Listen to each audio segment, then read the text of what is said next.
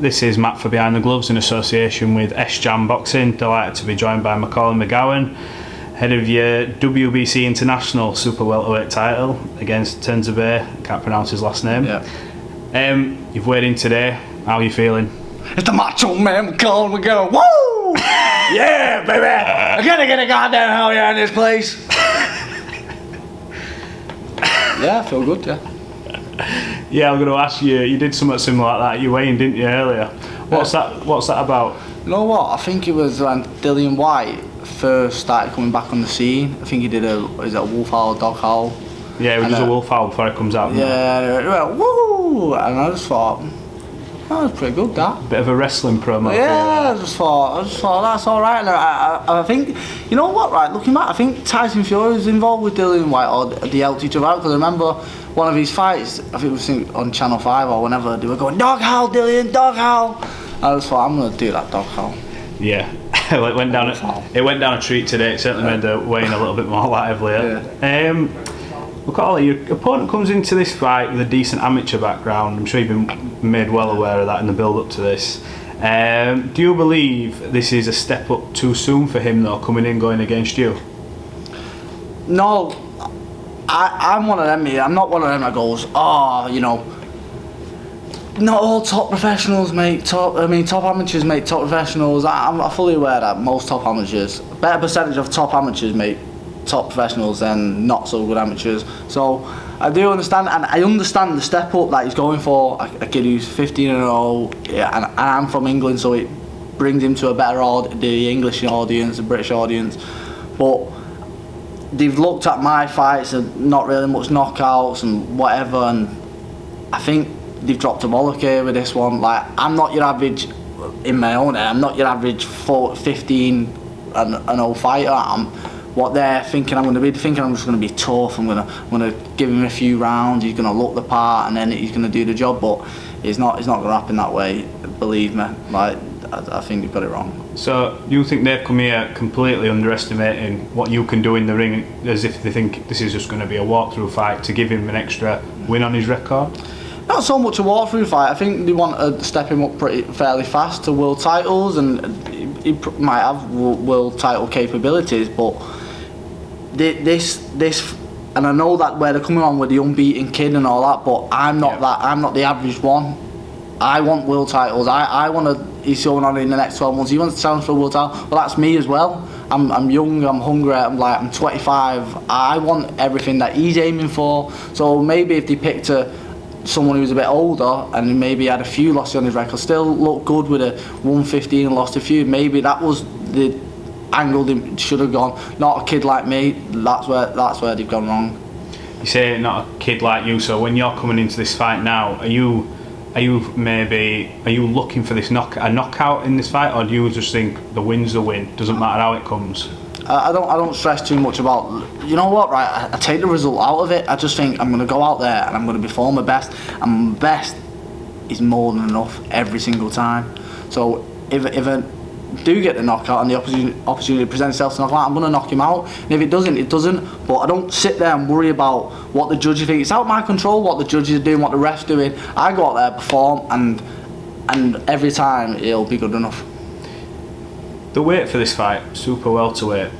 Do you think these extra couple of pounds and not having to make an extra weight cut for welter will play into your hands? Do you feel a bit bigger and stronger at this weight? Yeah, massively. Like, I've just been able to eat loads more in training. I've trained for performance. For the first time in my life, I've trained for performance, like not just training to make weight loss. Yeah, for weight loss. I've trained for performance because I was going to make welterweight back in October, so I was like 71 kilo anyway.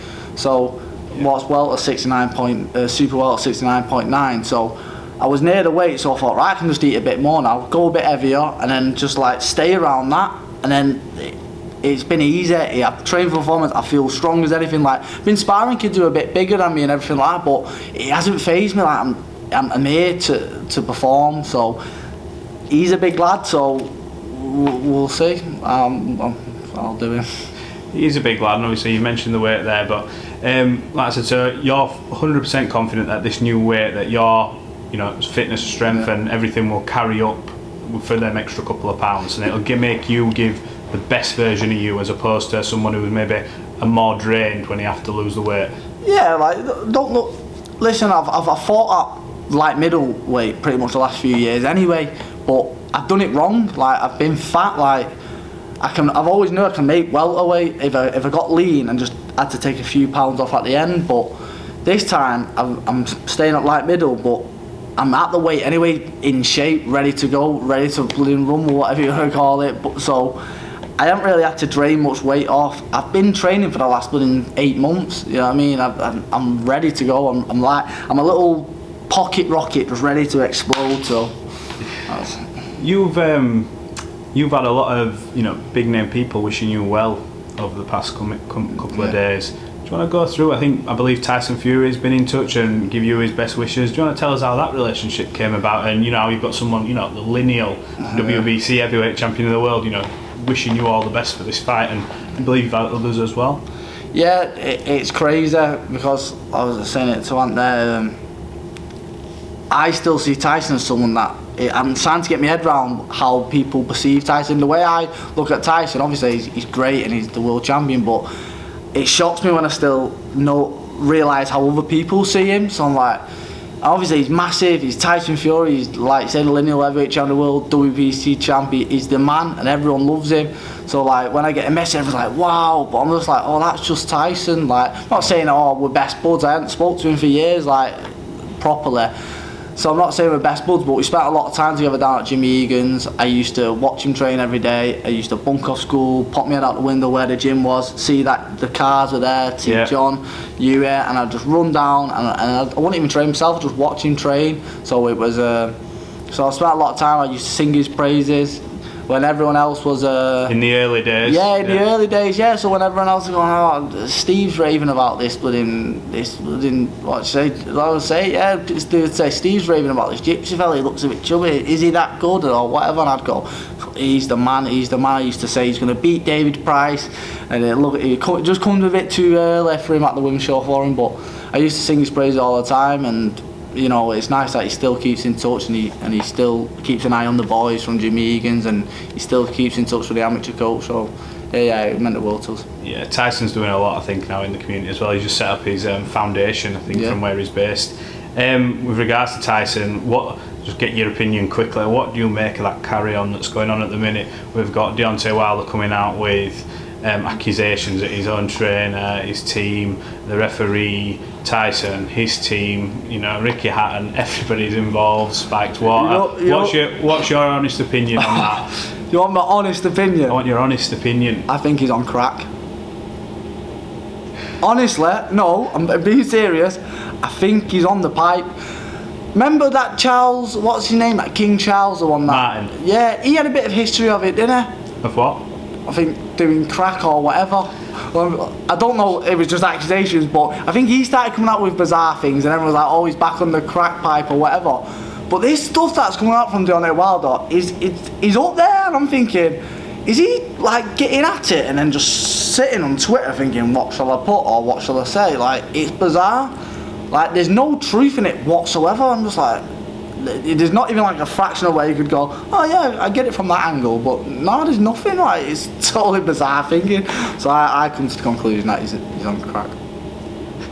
I think one thing is for sure though, from watching his videos, I think he genuinely believes that something is wrong. I can't see this being something where he's just trying to hype a fight. I think he believes this is his truth, as he's saying it, as many people giving their opinion, but we'll have to see. We'll see if that third fight eventually pans out, although... Nah, I don't think it will. I don't think it will, and I remember Eddie Hearn saying, like, so mentioned Eddie Hearn, sorry, shouldn't mention Eddie Hearn. Go for it, I remember Eddie Hearn saying that Deontay Wilder, he gives that bronze bomber stuff, I'm the bronze bomber and all this, and doing this and that for my people, and he puts on this persona, and then Eddie Hearn was saying, that's well and good, like, it's all cool, but if he goes away and actually doesn't go, see all that bollocks I was doing then, like, something's wrong.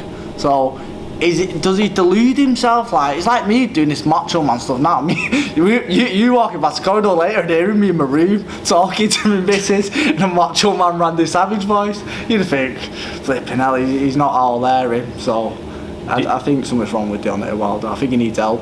Where do you think he goes from here if that's the case? Because obviously, if he doesn't get the Tyson Fury trilogy, what do you think? He's just got to rebuild, or? I think he's great. Like, just because Tyson's knocked him out, don't make him a bad fighter. Yeah. I still think he would beat Joshua, or that's a massive fight anyway.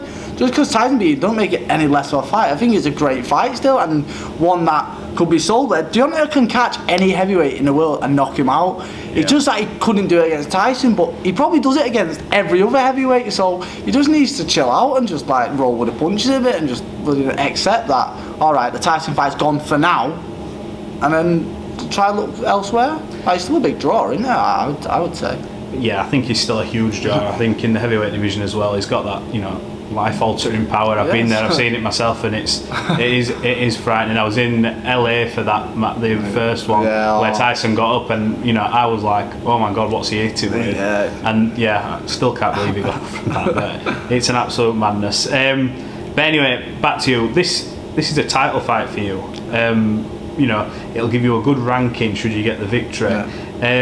So finally, what's your prediction for this fight? How does it pan out? How does it pan out? It's gonna be a good little technical battle at first. He probably thinks that he's gonna outbox me every minute of every round, which won't be the case. I'll show him a thing or two. Show him the crane. Have you ever seen the crane?